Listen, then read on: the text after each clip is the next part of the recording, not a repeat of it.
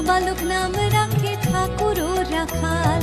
সুবল রাখিল নাম ঠাকুর ও কানাই, শ্রীদাম রাখিল নাম রাখাল রাজা ভাই, ননীচরা নাম রাখে যতে গো গোপিনী, কালো সোনা নাম রাখে রাধা বিনোদিনী, উপজা রাখিল নাম পতিত পাবন হরি, চন্দ্রাবলী নাম রাখে মোহন বংশীধারী, অনন্ত রাখিল